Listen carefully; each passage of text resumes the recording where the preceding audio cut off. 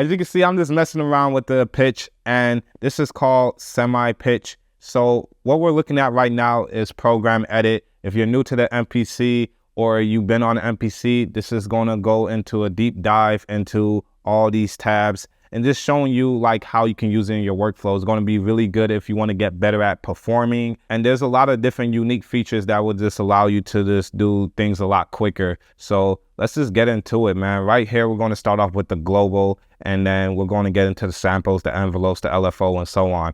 So right now, what we're looking at is the global pitch. And remember, these are only for programs. So if you have MIDI, it's not going to change the pitch of the MIDI. It's only going to change the pitch of the sample, which are your programs. And keep in mind, when you're changing your pitch from here, it's going to change the tempo as well.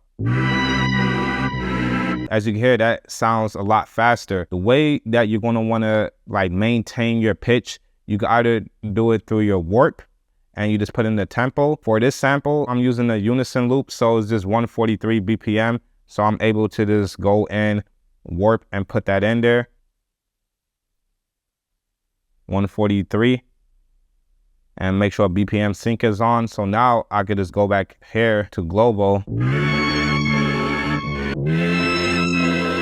And you can hear that it's trying to maintain that pitch, but it's not really doing a good job. If you're trying to maintain the tempo, the best way to do it, especially if you have the BPM, make sure you go to process and then you go to pitch and do it from there. And then we go up 6 semitones, just like the other one. Let's see how that sounds.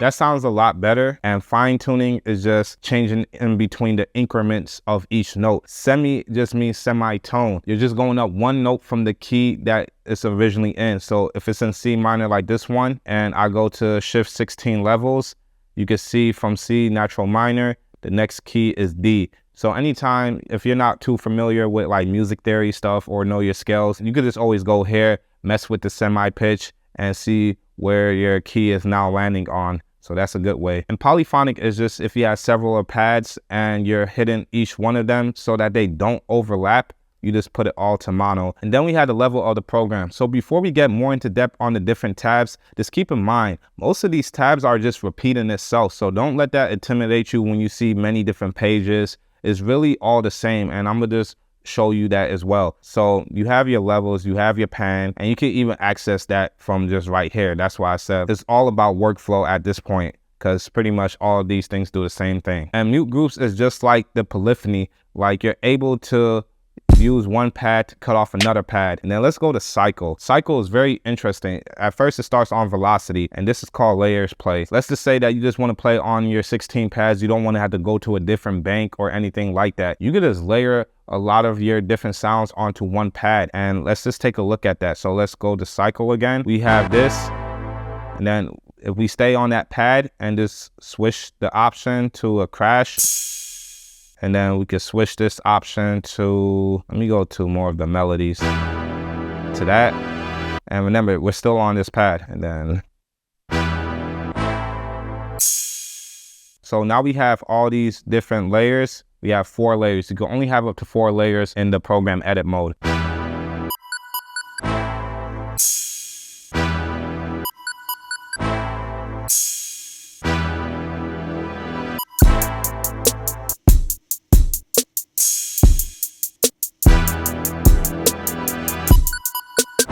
Just like that, man. I didn't even like think about it, and that sounds like something that you could just put together as a melody and just add some drums. Not only does it save room, but it allows you to come up with like a creative kind of layer, a creative kind of melody. Now, if you have it on velocity and you have that many layers, what's going to happen is it's going to play everything.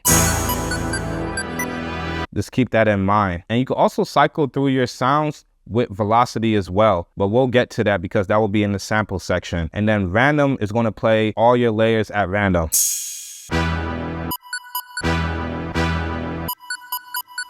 In my opinion, random, I guess that would be good for percussions, because percussions, you could flip through them without it like messing up the vibe or anything. And then we have one shot.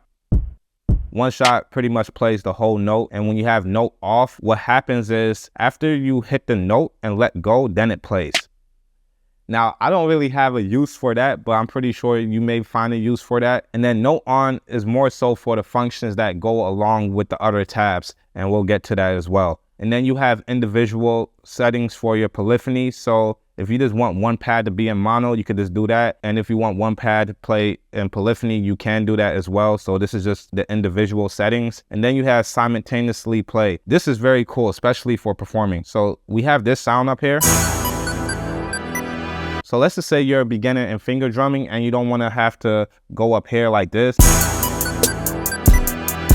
And you want to be able to just hit that pad with the kick. You can do that by first selecting the pad that you want to layer it on. And I want to layer it on the kick. And then I want to pick the sound that I want to layer. And that will be this. So now you can hear it on top of my kick.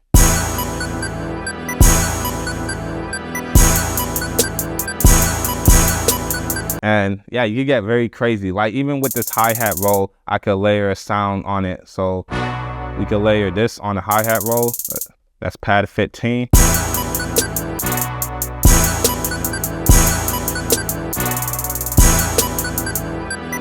And the mutes is pretty much the same as the mute groups. So like I said, you're just gonna find many of the same functions. That's pretty much the global screen. And one more thing up here, if you wanted to affect all the pads, you would just come up here to this like edit zone, which is right in the middle.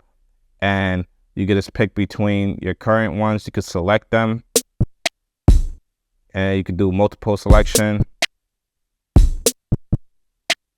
And you can also select all to affect everything. And you can also switch from here to a key group program, but I want to see the use of that. So samples, anytime you hit a pad, it's just going to show you the sample of that pad. And from here, I could change the starting point just like how I could do in the sample edit.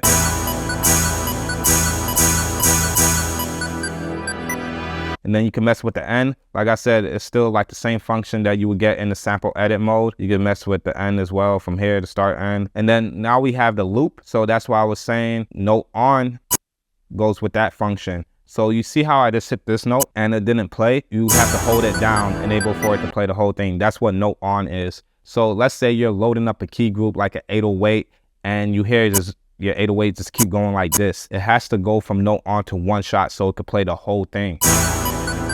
So as long as note on is on, then we can use the loop feature. So this is how the loop feature would sound.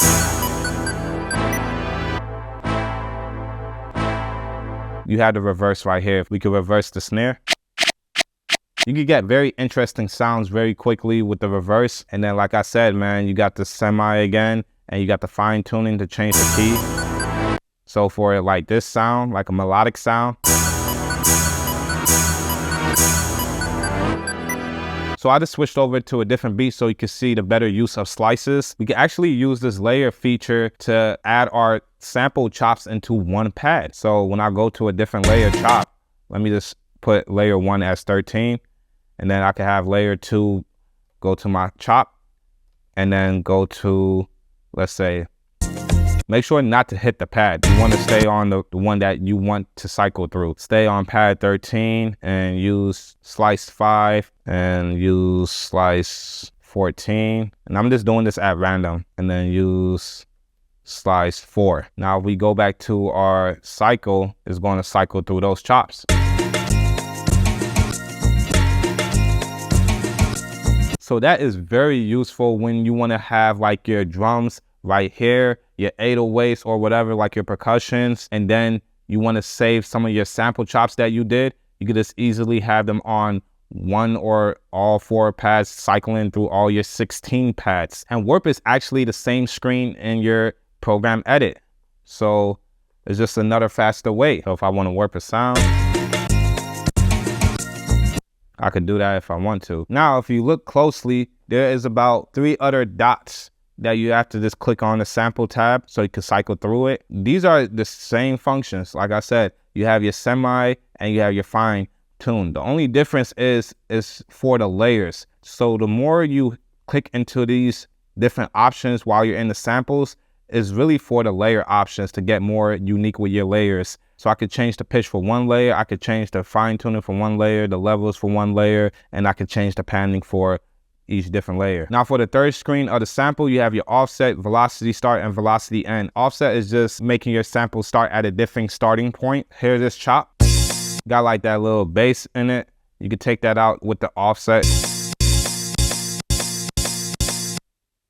But there's many different ways that you can go about it. You could use the ADSR, which is going to be in the envelope screen, or you could just use the sample edit. And if you go to the left, it just kind of pre-delay it.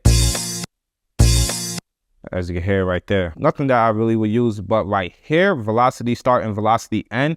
If we go back to global, and we go back to the pad that we have the layers on, and we're on velocity. So for velocity start and velocity end, I'm able to trigger the pad, and depending on how hard I hit it, it will go to the pad that goes with the velocity I set. So 0 is pretty much the starting point for each one, but we could say 37, which is very low. So I'll have to touch it very lightly. Let me just take off these two chops just so you could get a better understanding of it. I have to hit it very lightly. You gotta get good at your dynamics if you're going to go through all that, but that's why it's good for people that actually perform and do finger drumming. Now, I'm not gonna get too much into envelope, LFO, and modulation because that's more sound designing, and this requires a whole different video because sound designing you could just get very in depth with. If you do want to see a video on that, let me know in the comments, but I'm just going to go over briefly. So you have your levels again, you have your pan again for the pad that you're on. Now, if you have clicks in your sample, you can easily take away the clicks by using the attack.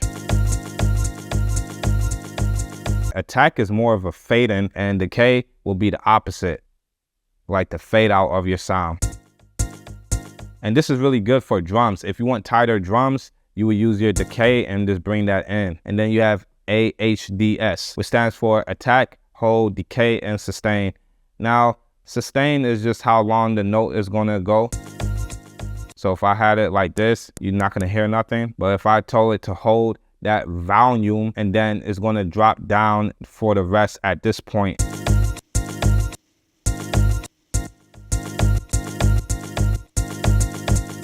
Now, if sustain is all the way down, it's only gonna go to where you hold it.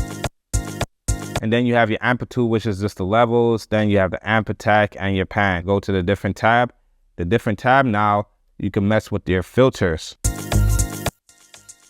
So high pass filters, band pass filters. You can just even click in with the data well to see which one that you like. You can change the cutoff right here. I'm on the low pass filter. You can change the resonance. So you can mess around with that. And then the last one is just back to your global pitch and your global fine tuning. Now LFO is a beast in itself, man. And then you have modulation where you can just mess with the pitch once again, the sample start, the filter cutoff, the filter attack, all these different options that you could just go through.